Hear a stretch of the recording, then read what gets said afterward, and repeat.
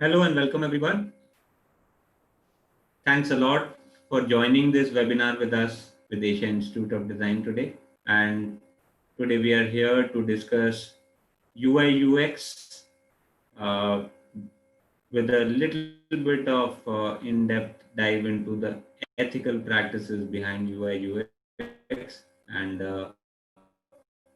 Purvish Shah is joining us today for this webinar. Our The webinar will begin shortly, 3-4 minutes for others to attendees to also join. And you can use the question and answer mark to ask Purvish any questions that you have. He will answer it as and when he feels comfortable during the webinar.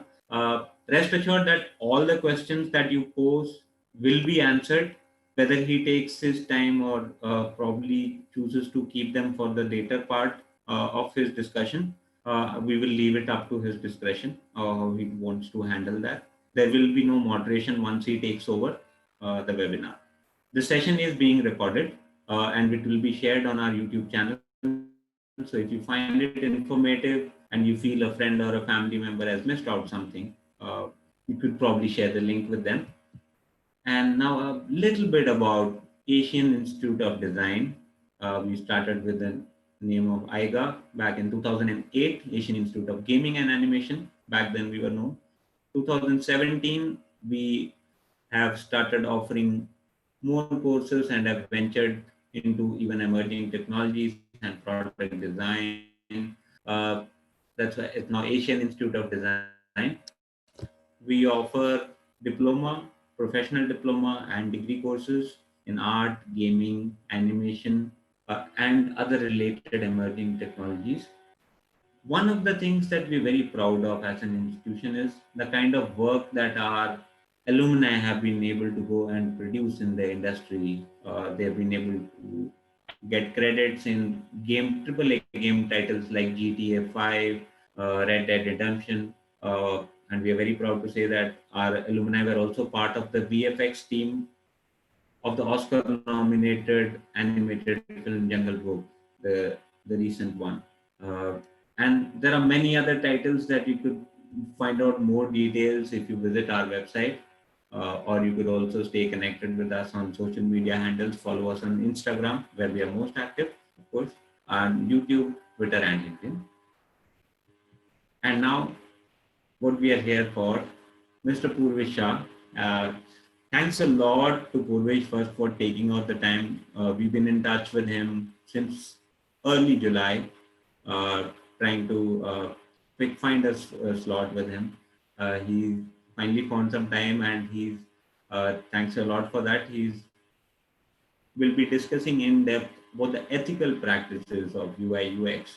Apps are meant to be immersive, but are they addictive as well? Uh, could that could that addiction be toxic to our digital well-being? That's a new term that I've heard through him, digital well-being, and I'm myself very curious to know to get some in-depth analysis from him. And having been part of the rehearsal some days back, I know that there is great content that is coming up in front of you. So, Purvish, I would like to hand over the stage now to you. Kindly take over, and thanks a lot once again for this collaboration with the Asian Institute of Design. And more about Purvish, I would not like to read because it's not just about who he is or what he comes with. It's what he is bringing to the table today is, I think, some insights that not many of us like to would have thought or discussed over, and something that I'm sure will give many thoughts a spark. Uh, Thanks a lot, Purvish, and stage is yours now. Yeah. Hi. Hello, everyone. And thank you, Manpreet, for the introduction. Please just confirm once if I'm audible. Yes, we can Hello. hear you fine. Yeah. We can Yeah. hear Great. you. Yeah. So, hello, everyone. And thanks a lot for taking out time in the afternoon for joining in this session. I will try my best that you have a lot of takeaways from this and a lot of perspectives to think about your work. Uh, so thanks for joining. So hi, my name is Purvish, and I'm a UX designer from IT Guwahati. I'm currently employed with the industry, and I'm working with Samsung there. Most of my time I spend reading about history, and I have a lot of thoughts around what my practice is, what it means for the society, and I'm trying to build consciousness around that. So today I picked up this very particular topic to share with the UX community so that I can advocate my thoughts more around this. And I thank AID for giving me this platform. I'm very much privileged to share my thoughts here today. Uh, so just to give a little brief background about what I've been working on since past few years is the domain of digital well-being, where we talk about how the products that we are interacting with right now are affecting our well-being at large, and how we as UX designers are playing a role in it. How us figuring out certain user needs are maybe hampering the user needs. Uh, I've been told that majority of the audience here today is UX enthusiasts or still students who are, trying to find their way into the industry, learning more about UX. And I'm sure a lot of members from the UX community as well would have joined. Uh, I hope all of us today have some takeaways from this today. So I hope everyone can see the presentation that I'm sharing. Manpreet, can you just confirm once for me? Yes, we can see it. Cool, cool. Yeah. Hi. So we'll just begin. So here, just to give a brief context about things I'll be talking about, uh, digital products, right? So today, with the COVID scenario also now pushing up in our daily lives, most of our time we are engaging a lot with these digital products. Either it is social media or food delivery or getting our daily course done. Even the nature of our work and even student life is now being defined by these digital products, and it's sort of a big void in our life without them nowadays. uh, so if I just were to take a few examples over here in regards to the majority of the time we spend with these digital products, it's mostly social media. One reason I think because this are predominating is that right now we are all locked up in our homes, and there's a need for us to be very much socially connected. Now here, these very particular apps, which had started once as companies focusing on certain user value that they want to deliver, the nature of these products have evolved a lot over time. The intention with which they had earlier been conceived, those thought and those very ideas have now been evolved, and now they affect our lives at a very different level. So we'll be talking about the level of affection as well, and how they have changed the nature of our societies altogether. But before I talk more about these digital products, I like to compare a little with the nature of products with some historical context. So here you can see one very nice furniture design example, which was once considered. I think it's still considered as an example of great design. Now here, if you see some of the features or the characteristics, if I talk about them, we talk about the material, the look, the feel, the comfort this particular product gives, and the pride which is instilled in the users for owning such a product. Now here, if you really were to think more about this particular product and compare it with the type of products we use on a daily basis now, it has evolved from being something very tangible to now something being very digital. The very comfort that this particular product gives right now is not something we are conscious about now. We derive our comfort from some products which are now digital in nature. So it's curious to see how even the role of user experience designers of our very particular practice has been evolving. That earlier, something which we designed for a visual treat or a comfort is now something which we are designing for users to spend more time with. So when I say this particular term, spend more time with, I'm talking in terms of the web technologies that we use, the mobile phone, the laptops, and the apps that we interact with. These products which are coming up now, They require our time and energy, such that once we invest this in them, they deliver certain types of values to us. If you compare this with this particular product that you see here, the interaction between a designer and the consumer was a one time thing, that you produce a particular furniture, it's something which is going to stay, the design is not going to change much, and once it's sold, is it in the user domain completely. There is no continuous evaluation, feedback, and iteration in the product as you see now in our usual everyday practice as a UX designer. Now, what this particular thing brings to our table in our practice as a UX designer is that now we have a larger responsibility. It is not just that once we've designed it, it's going to cater to user needs continuously. It's the user needs which are continuously evolving and we need to adapt to it. But what this has also caused is that the nature of businesses have also changed, and they are directly affecting our practice as UX designers. I'm sure you would have heard of the term attention economy, which is now gradually rising, and it has reached to a level where it is now a big concern. A lot of companies are deriving their profits out of our time and attention. The ad driven revenue models have led us to spend more and more time with these digital technologies. It wouldn't have been a larger concern had they been only delivering value to us, which we are seeking.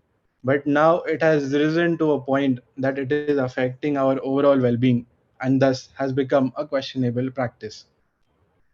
Here, if I talk about the attention economy and the role we as UX designers play, we ensure that the business needs are met where a particular user whose need is to be socially connected, we trade it off with certain things like ads or clickbaits or promoting businesses in the same domain, such that even business thrives along with the user.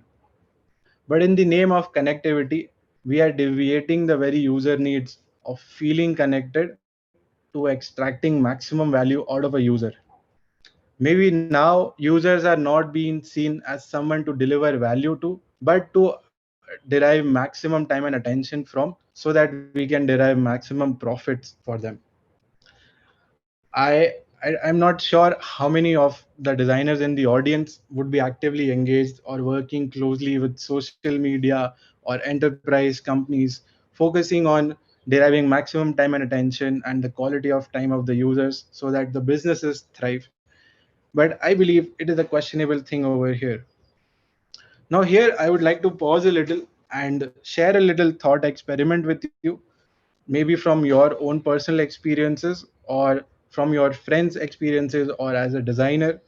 What are the things over here that concern you? Just to give you a thought starter, here one question that comes to my mind is companies focus on giving value to user to solve certain user needs. But if you were to really question the user needs in the current COVID scenario, is it that they want to spend more time and feel more connected? Or is it that they want to balance their lives between technology and real life?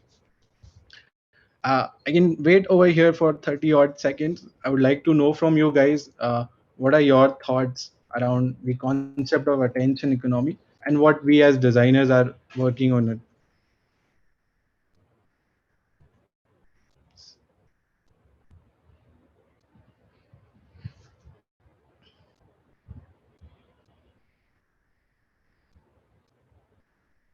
Uh, please feel free to share your thoughts, comments, everything that you have here. Anything would be fine, so we can just try to keep this a little interactive. I would like to know from you guys as well. Which there are some questions that we have got through from stories also. Do let me know if Yeah, you would like to yeah. take. I think we have. Krishna was mentioning something.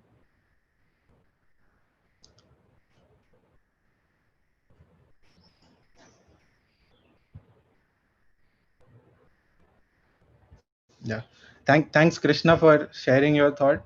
That it is very true that digital market and e-commerce platforms are blooming, with large number of telecom companies trying to push their new high speed internet technologies. More and more products are being built around this online world, and I think that is one big reason why more and more people are being pushed online, and they're targeted by ads so that their businesses can thrive.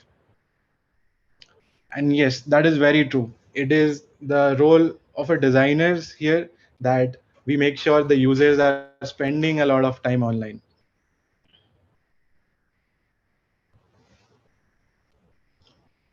True. I think even Neil is mentioning something very valid, that it is a personal choice of a user whether they want to spend time online or in the real life. And it is a sad reality that we see now that more and more people are choosing to go online rather than spending time in real life. We'll see about that as well. Is it a user's personal choice, or are they being nudged to spend more time online? Uh, how can we add attention economy to a new website? Uh, yeah, Priyal, I think we'll talk about that towards the later part of the webinar.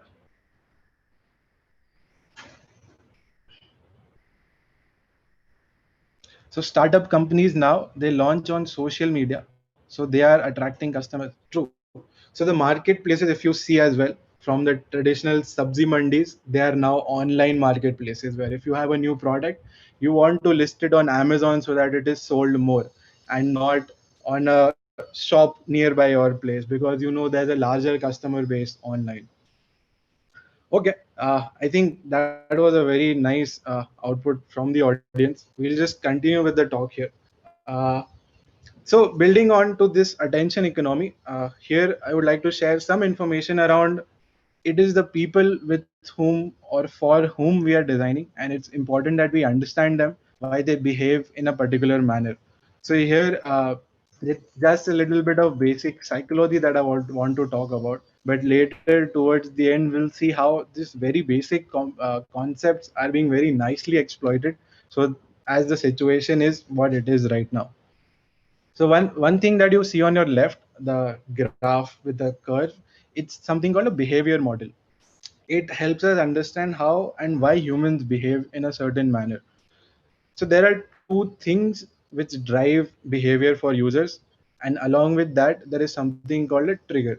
So we say B is equal to MAT. It's very mathematical, but it's something which is a real life abstract concept where any behavior, it's it's in a particular way because of the motivation of a user. It is because the user is able to behave in that way, and it is because of some external trigger that led it to behave in that way.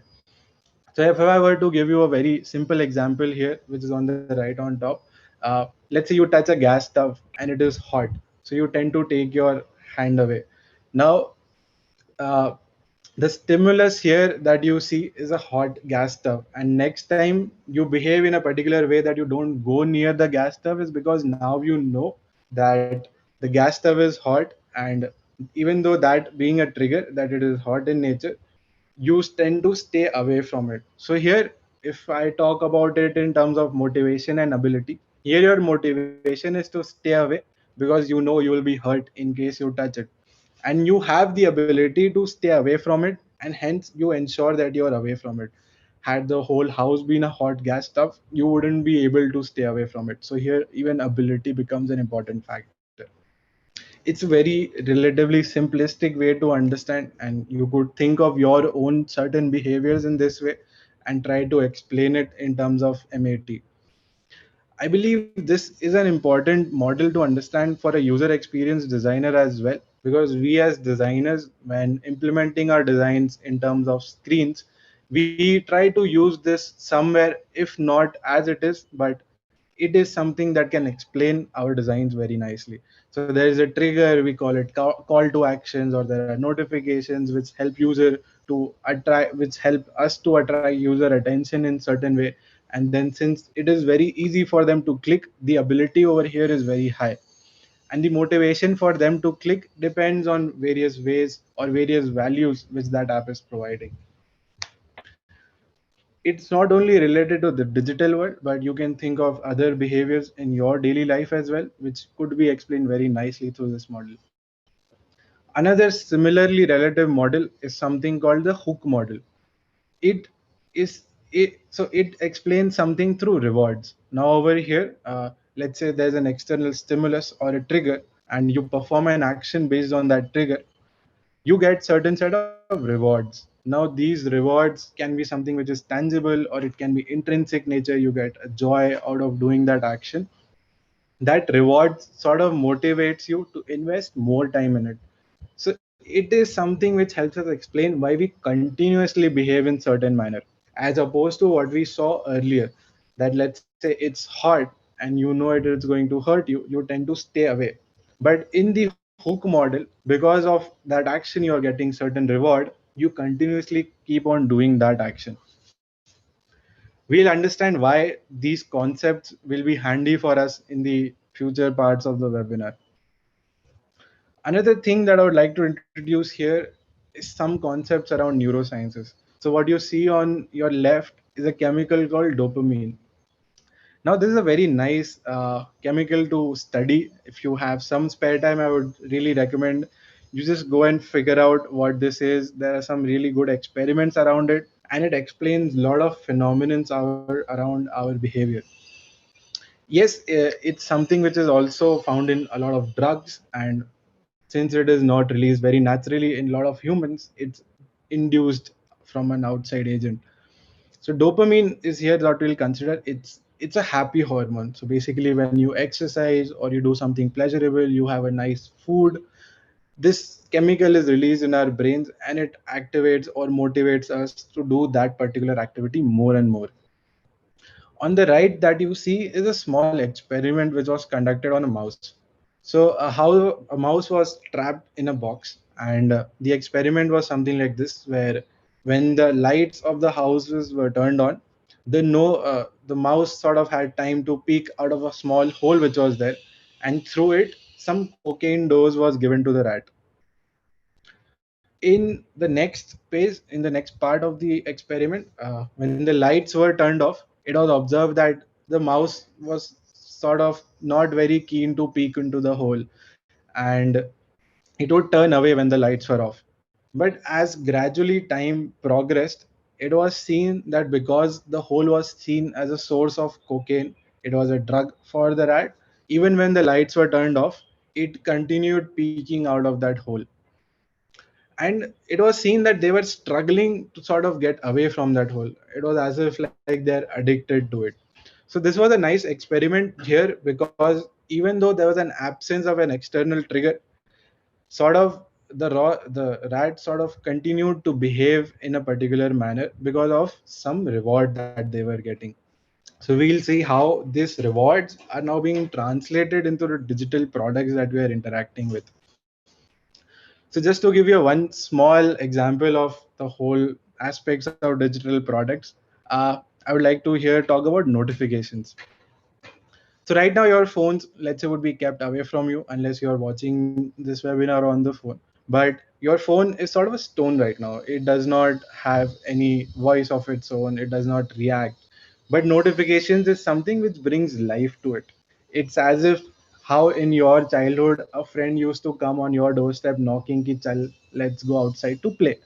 Notifications are something similar on the app, where let's say if someone is messaging you, or if there's an update on your social media, or if there's an offer or a discount going on, the phone sort of brings inviting you interact with it, spend time there, or maybe connect with your friends.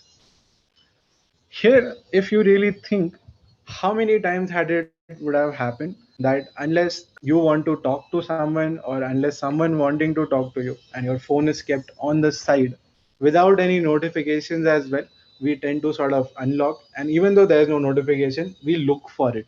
We open the apps as if why is there no update today, or even though there's no one messaging you, you sort of take the initiative or try to reach out to someone else in your busy time. Has that happened with you guys, or do you think such a phenomenon is explainable based on what we have talked about so far, that similar to the rat, even though there is no trigger, we sort of go out and enter that space to get the uh, dopamine dose?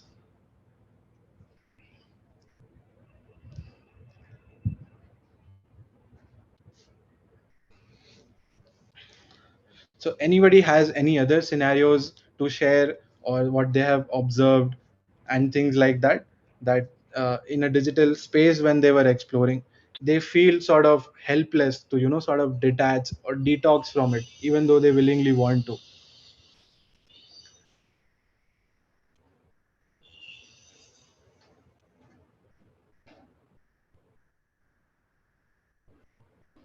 A season pass on any gaming platform. Yeah, that's true. So what they do over here is another very nice psychological model. When you say you buy a season pass or something, what they invite from you is a commitment.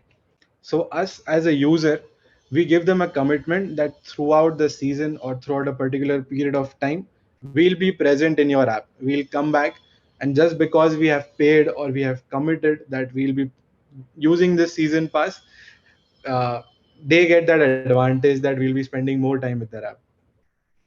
Yeah, I think season app is so season pass was a nice example. We got to understand one more concept here.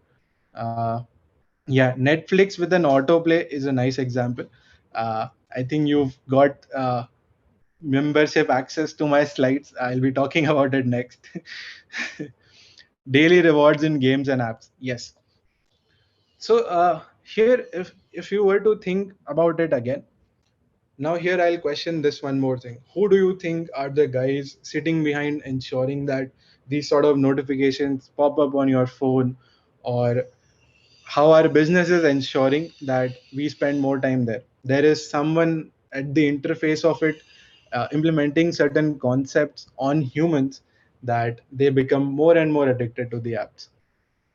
I somewhere believe that it is our own community of user experience designers who understand both the users and the business practices to make sure that businesses derive maximum profits out of these users. Now, here a very simple trade off is that businesses say that there is a user value being delivered over here, that by playing games or spending more time on Instagram, you tend to be more creative, or you feel more socially connected. But these particular activities of a feeling of being socially connected or getting rewards, these dopamine releases in our brains through these apps are in so much excess now that they have led to continuous hooking of the users. And if you think about it from the user's time spent, these online activities displace the time that they would have spent on some other activity in a physical world. So here, the time and attention, the limited 24 hours which users have on an everyday basis, either they can be spent on online or offline. But these 24 hours are now so divided that it's an imbalance and more way towards the online world.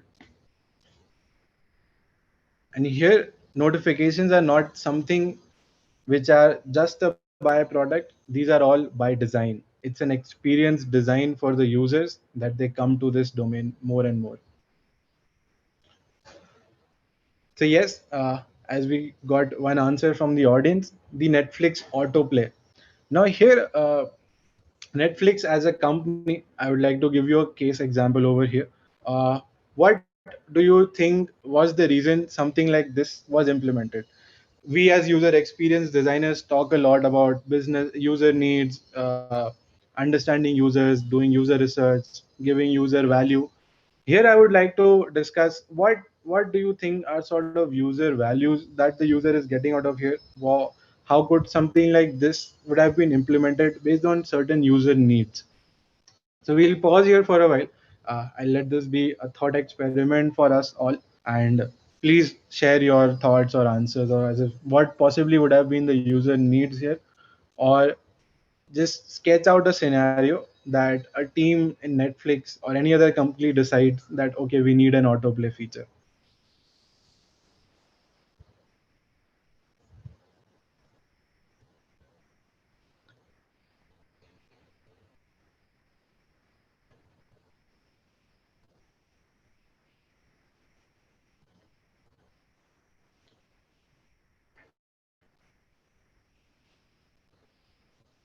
Want to watch a series and wouldn't want to look at the credits and introduction. Okay, started with a suggestion from the users. Okay.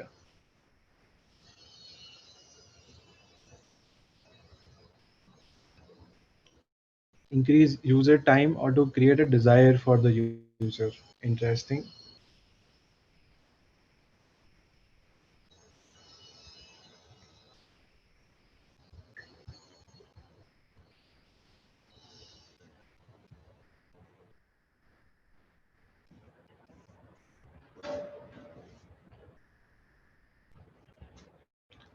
Okay.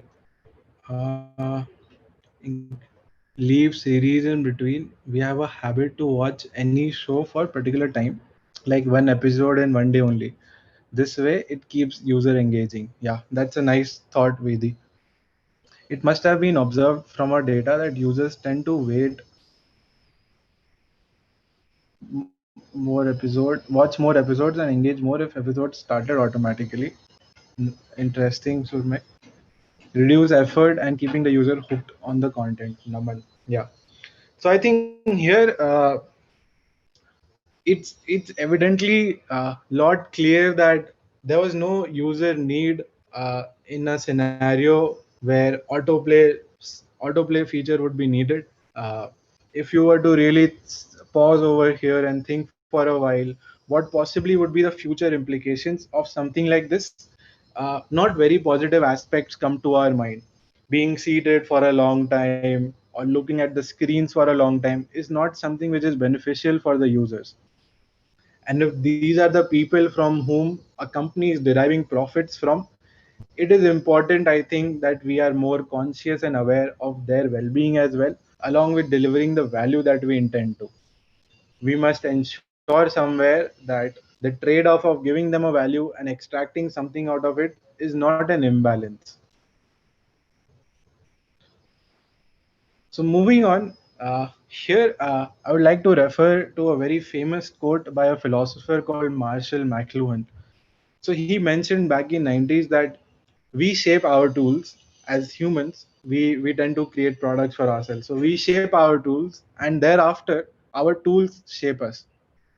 I would just read it out once more so that we understand. We shape our tools, and our tools thereafter shape us. Now here, just take a moment. Replace the word we shape with designers and read it out again. So designers shape our tools, and thereafter our tools shape us. These very people whom we are talking about who shape the tools, it is us, the UX community, who play a good role. I wouldn't say the complete role, but we play a very good role in defining what these tools will be. This nature of tools, as we see, have evolved. It has evolved from chair to the digital products that we have now. But the intention with which the digital products were designed, and now the way in which these digital products are defining us, is very questionable. It is so very common that a very nice movie which has come out or a very nice online series which has come out becomes a topic of discussion amongst friends.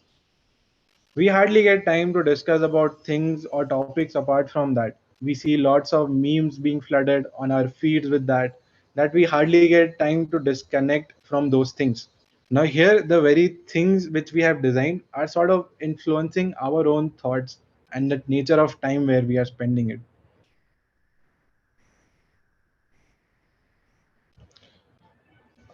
What I also see is what this has starting to create is something called a fear of missing out.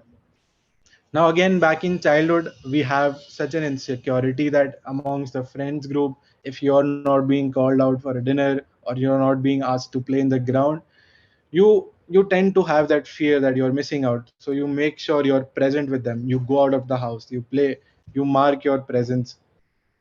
With the online world, what happens here is that there's no group of people where you need to mark your presence. You just need to simply pick up your phone, and because we could see earlier how the stream of notifications sort of tend to release this dopamine in your brains, we also, as those rats, tend to go peek out of the hole or use the phone even though there's nothing out there to get this dosage. Now researchers have shown that similar dosage is what we get even out of exercising. A simple 10-minute walk would also give you the same amount of dopamine release as you get out of using phone for a period of time. Then why do you think is it that users or we as a people collectively tend to make sure that we are not going out but rather spend the time here more? I believe it is the reason is convenience, that it has made us more and more lazy, in the sense that if we are getting an equivalent dopamine release, the joy out of using the phone simply, we tend to lose out on other aspects of life.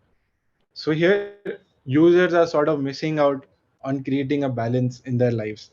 And I think this is where the topic of digital well-being comes into the picture. Another aspect which is very sensitive when we talk about users is something related to their data.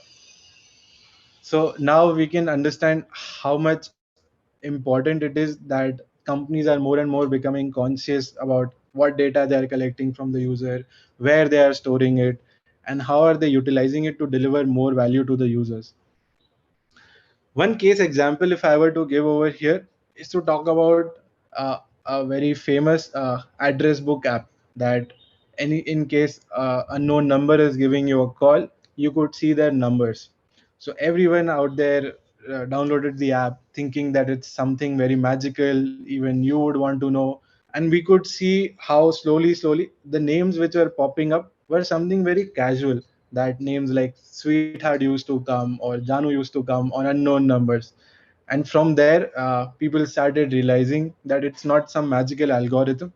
uh, it's simply using your own address book, that is using your own data, creating a collective database out of it, and matching those numbers with these address books.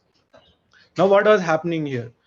When the users were sort of downloading that app to get that value of knowing the unknown contact number, they were trading it off with their own data, their own address books, and there are private things there or private contact names that you have given which are being shared.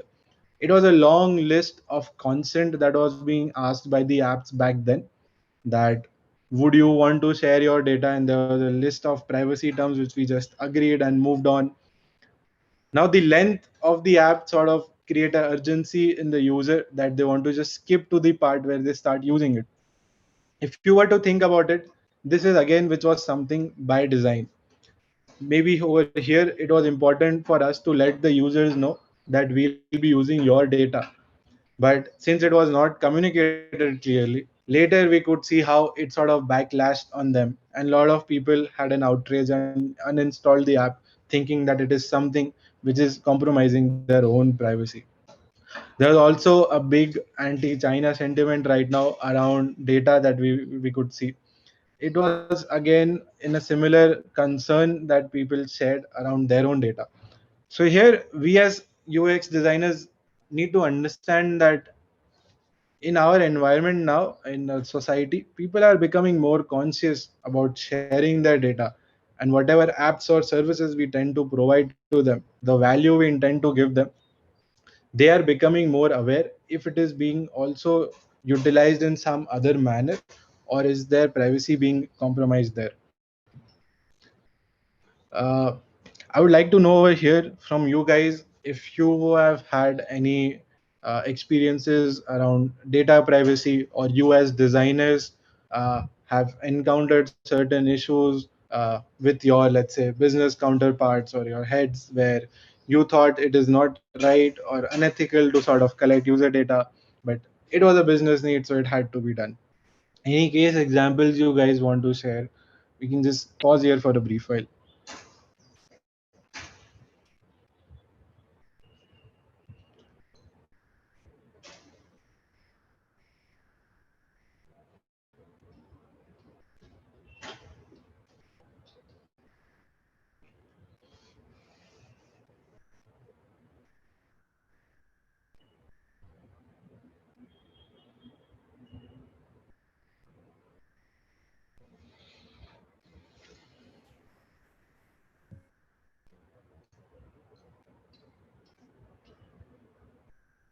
No worries, guys. Take your time.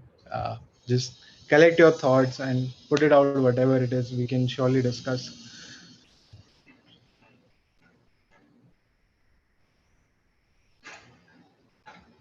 So I've had a personal experience with one of the projects I've been doing since a long time.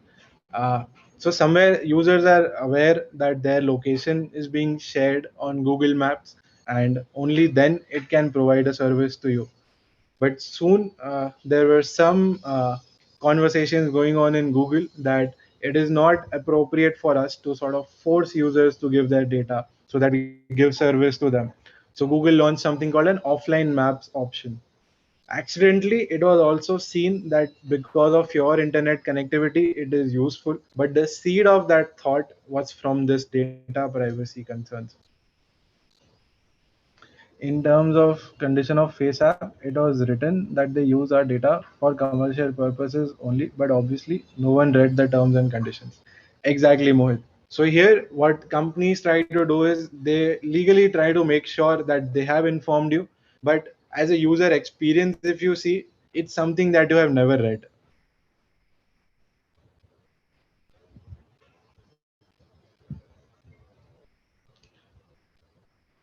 The just dial feature where other people from similar businesses call you from their side without other consent. Exactly.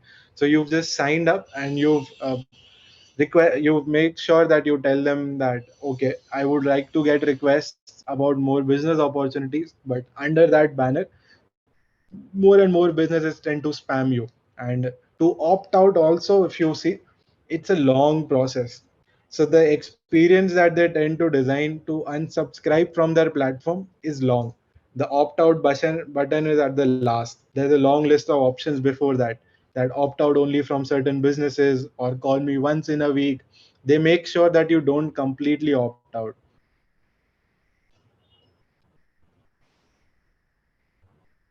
Listening to Mike is real. Yes, Manpreet. Some time back, I had shared my information with Policy Bazaar inquiring about term insurance, but soon after that, I started getting call from banks for the same. Yeah, I think that again is a poor user experience. So even though here we try to leverage more on the business objectives that you collect user data, we'll share it with a lot of people so that they get maximum value. But if you sort of plot out the user journey map here, from the point of taking their data to the point of them receiving a lot of calls, it is a bad UX. Now, we as designers are somewhere here to make sure that that particular UX is good. But if it is not turning out so, just to satisfy the business needs, we also tend to lose out on users, right? The brand equity that we have, it is somewhere ruined. Opting out from saving cookies is not at easily found and is hidden from behind many layers. Yes, that is very true. While installing software also, they install third-party software allowed, and the option to disable is quite away from the user attention. That is appropriate, Rishi. That is really appropriate.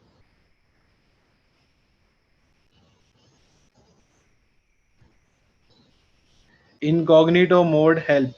So yes, a lot of companies have started taking these steps, and most of these companies are platforms. So as you see, Google Chrome or Mozilla Firefox, these are all browsers through which you can access other sites. Now since the third parties are not taking a lot of initiatives and you interact with these third parties through these very platforms, we can now see how these platforms are taking initiatives so that the user well-being is met. Ads are popping up more. Yes. So I think it's a very common phenomenon again that the users whom we are designing for, they are not aware somewhere about their data. And only towards the end, they realize that, oh yeah, it is me only who shared my data. And that brings them to a point where their own experiences are bad. We only design somewhere to the point where we collect the data and they get the value. But post download experience is also something we need to look at.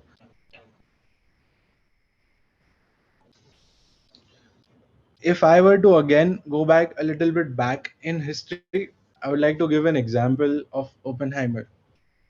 So Oppenheimer was the physicist behind the atom bomb. He designed the atom bomb under the request of American government, and the picture that you see is of Trinity. This was a test that they conducted. So Oppenheimer was very positive. It was a big physics marvel, and he was very enthusiastic about making sure that the tests go as planned and the atomic bomb is of good value to the American government. It is only after the test was done that he realized what monster he had created. So this was the Oppenheimer moment for him. So during the process, if you see throughout, he was an enthusiastic physicist. But looking at the outcome of his own work is when he realized what he had created. Now, here, if you would just go back through what all that we have discussed so far, all of us here present as experienced designers or as enthusiastic or future who will be, we all tend to enjoy the process. We all tend to be so deep dive into the process that sometimes it often happens that we do not realize what actually the future implications of the product we are designing would be. And it is very natural because the processes which are taught to us or which we see online are mostly around user data collection, business needs, creatively solving those problems, making sure the problem is solved. But the aftermath is something that comes only after a reaction from the users. It is never a part of our process. And I believe it is something that we need to question ourselves, that does it require some change? Is it here now important that we bring some ethics into our practice as UX designers?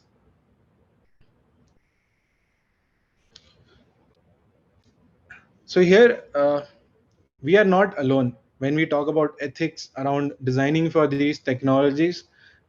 It has been a long ongoing conversation even in the US, that major technology firms, people have resigned from those firms looking at the practices, and they have started their own movement around these ethical practices that need to be inculcated. Here, the organization that I would like to talk about is Center for Humane Technology.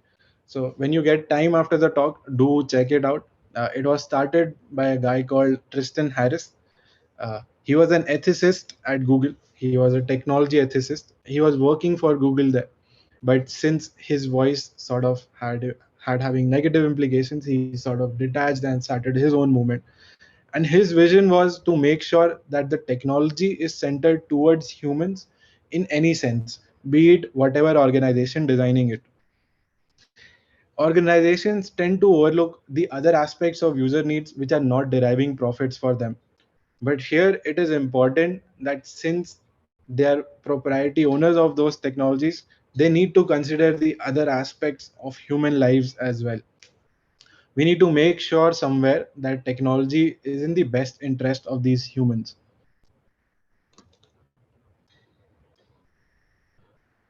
So under this very human movement, they have listed out certain agendas or certain domains under which they want all the practitioners involved in the making of the product to think more, to share their thoughts. And what you see on the screen is something called ledger of harms. So it's a work in progress by these guys, and they have listed out certain directions under which the product needs to be more thoughtful. Let if we were to just take an example here, in terms of certain social media apps, it's very questionable in terms of the attention and the cognition aspect of things.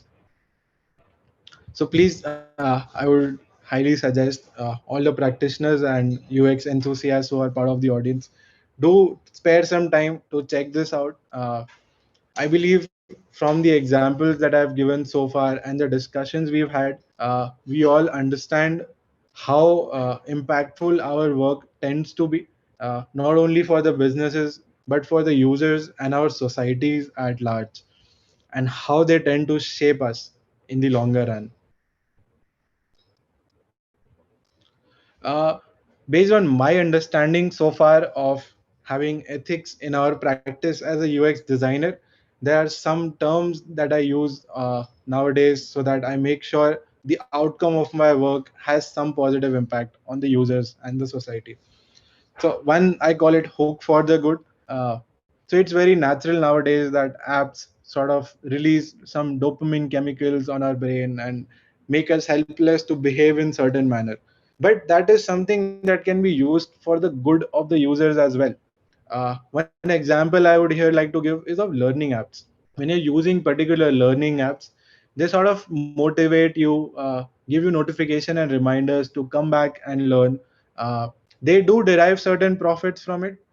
Making profits is not wrong, but here when you see it is being traded with the larger user value, and even for them to serve to the users and organizations to thrive, it is important they derive profits as well. But here I believe it is for a greater good of the users that they learn languages, they learn new things through this model itself. And the very example that I've given here is of the Duolingo app. They use something called variable rewards, that based on your learning and the experience you have with the app and how much you've learned, you get these variable rewards. There's a very nice character that they have used to bring emotional appeal to the app. So here they are definitely hooking the users to the app, but I believe it is for the greater good of the users. The second ethical practice that I consider is important is communicating to users about their data usage.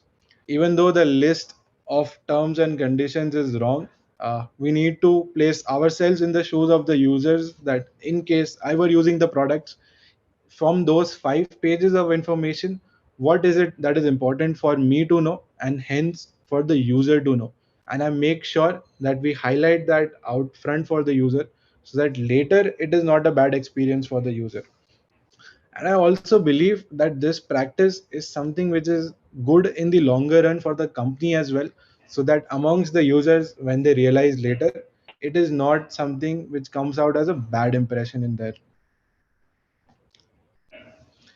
The third important thing I feel right now is a large concern across the globe is respecting the time spent with the digital technologies.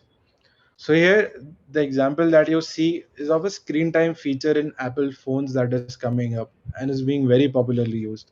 So here Apple brings more awareness in the users in terms of letting them know the time that they are spending with the app, so that users can decide or take conscious calls on how much do they want to spend, how much they are actually spending, and this screen sort of acts as a mirror or a reality mirror for them.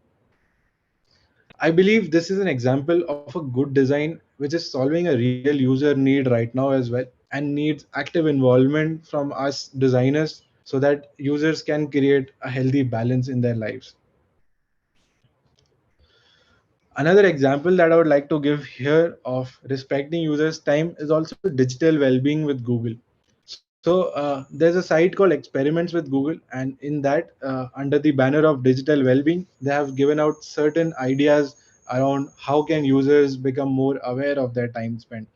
So the screens that you see here, the first one shows you the time that you have spent with the phone over the period of day. Now you see black wallpaper, white text. It is out front for the user to see, and again it acts as a reality mirror. That every time you open the phone, you sort of realize, oh, you've spent 3 hours today. Oh, you've spent 1 hour today. And even though when you set daily targets for your usage, you can check that are you meeting, are you near the daily target, or you need to disconnect. You are already over your daily target. Similarly, what you see on the right is your screen logs. So every time you log in, you spend certain time, the larger the circle becomes. So the big circles that you see are the larger amount of time that you spend, and the smaller circles that you see are small chunks of time that you spend. So here you can understand that every session you have with the phone, first of all, you can see how many sessions you've had. Your screen is full. That means you're already on an overdose. And with the larger circles, you can see how long you are spending with the phone. There are a lot more such examples. I believe if we as designers are also struggling to create the balance, we should have these things installed on our phones, so that somewhere the user experience helps us to stay also disconnected from the phones. And under the banner of digital well-being also, Google is promoting something called as a joy of missing out. This is in contradiction to what we learned earlier about the fear of missing out. That let's say dopamine chemicals are being released for lack of or staying detached from the phone, that you want dopamine from the phone itself. But what if you can train your brain in the similar way that you get dopamine releases when you're away from the phone? There's a separate joy that you get that you keep your phone away and you spend more time reading. Aren't these two at a neurological level the exact same phenomenons? So here the question is then, how can we as UX designers promote more such ideas so that the real user need, which is to promote their well-being, is kept first? Similar to time spent, the European Parliament also has recently launched something called GDPR guidelines. So GDPR stands for General Data Protection Regulations. So these guys talk about how companies need to regulate the data that they are collecting from the users, how it should be processed, how it should be limited in terms of the storage, it should be kept confidential. And under this, I believe it is important for us as designers to look at it, is because they have mentioned certain guidelines for designers to follow, that as we spoke earlier, whatever data related things are being taken from the user, it's present up front. So these are good guidelines that maybe in near future will be compulsory for us as organizations and UX designers to implement. These are not something which will come towards the end of the design, that once we've created or realized the product, now we fit it into these principles. uh, it is being encouraged that these become a part of your process, and before you implement or execute things, these fall in your process itself. And I think any sort of UX talk that you would have attended anywhere is sort of incomplete without a very technique which is being said or a process that you can follow. So here, I could come across certain culture which is prevalent in organizations called dark reality sessions. So what people do now as designers, they make sure that they question what they are trying to make at the early stages of the design, so that it does not become questionable after they have made it. So these are something called tarot cards of tech. Here they have designed a set of 12 cards, and under each card there's a question which you can ask about your product, and it will help you discover some future implications of it. So here the one example is the scandal card. So it asks, what's the worst headline about your product you can imagine? So this sort of helps designers understand the future implications and consider them in the early parts of design itself, so that we do not end up making something which would affect the society in a negative manner and hence come as a backlash on the company itself.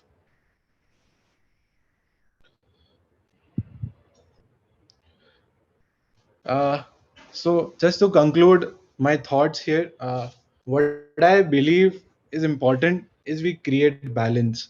I do not advocate over here that businesses need not be making profits out of user time and attention. Neither should users be prioritized more such that businesses do not thrive. What is important in this is a symbiotic relationship, that a user value and user's time are being perfectly traded off well. I do not see the attention economy going anywhere in the near future. It is to stay. Businesses are going to thrive on our time and attention, but it becomes an important thought for us, how much time or how much attention. It cannot be whole day, it cannot be 0 minutes. It has to be a balance somewhere in between, that users get their value, businesses get their profits, but they both get to keep their well-being as well. And this is a meme from Thanos. He's somewhere seen as a negative character, but maybe in our context, it is important that to balance things over here, maybe we need to inculcate better ethics in our practices. It might cause certain businesses to replenish, certain businesses might thrive, but it is important we take a step over here towards creating this balance. Uh, so yeah, thank you guys for being a patient audience. I guess it was a boring ethical talk, but I tried to keep it interesting. So if you guys have any questions, I think we can discuss. Manpreet, I guess maybe you can take over from here. Thank you guys. Thanks a lot. Thanks a lot, Purvish, for that. I think so. Most of the questions you have answered already. I think there were a couple about Priyal had asked about using the attention economy part on building a website, I guess. So since we are talking about the ethics of it, but you would like to, you could it be constructively used? I think that is what you have pointed out in that it can be constructively used, uh, but then it should always come with a disclaimer or with a conscious thought of whoever is working on it, as to that we are not trying to overdo or harm the user, I would say. uh, that was one of the questions that was left out. But other than that, Purvish has covered anything. And if you any of you have any of questions, you would be receiving a follow up email on your registered email IDs. You can respond more on that. And there were a couple of questions about UI UX industry and the opportunities there as to finding jobs. Uh, we will answer that separately. We already had a webinar on it. We will continue to have such webinars. But Purvish was here for a very specific reason today. It was to more to talk about from the design community, and he's done a wonderful job at it, giving us many sparks and some things we feel we know, but now we know the little bit of science, little bit of psychology, and as to why we feel addicted to certain. Maybe we can take get some takeaways from it. And with that, I would like to thank you all. Yeah, thanks. I think Arya has a question. She has raised her hand. Arya, would you like to read out your question or just type it out to us?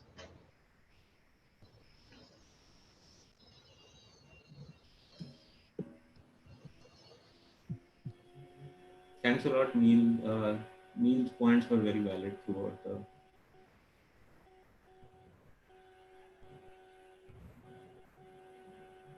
So Mohit Pasan is asking about you have watched everything feature.